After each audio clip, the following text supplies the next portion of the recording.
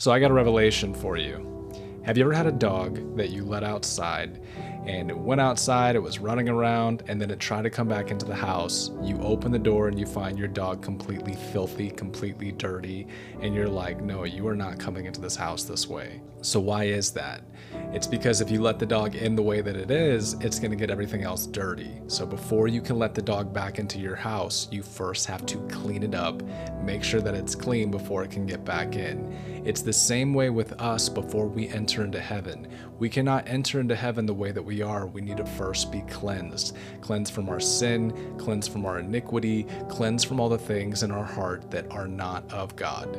This is called sanctification, and this is a process that is done by God. It's the power of His Spirit working in us and through us to renew our minds and to purify our hearts.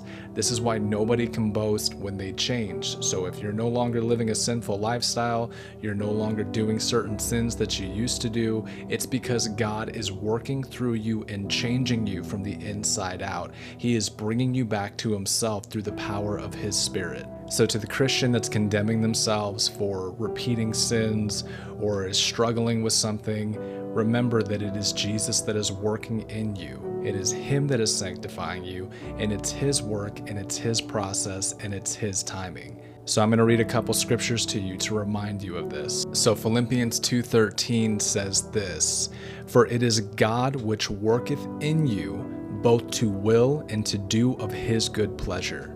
And Philippians 1:6 says, "Being confident of this very thing, that He which hath begun a good work in you will perform it unto the day of Jesus Christ." Now think about it. If you could have changed yourself, I'm sure you would have done it long ago, and there would be no need for a Savior. However, that is why Jesus died for you. So never forget that God is always working on you, is always working in you, and is always molding you to the image of Christ. Just like that dog, we wouldn't let it back in the house unless it was first clean. God knows what He's doing. He is cleaning you up from the inside out, and He is changing you.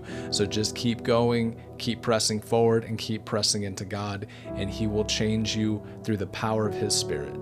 I hope this encouraged somebody. God bless you so much. You guys take care.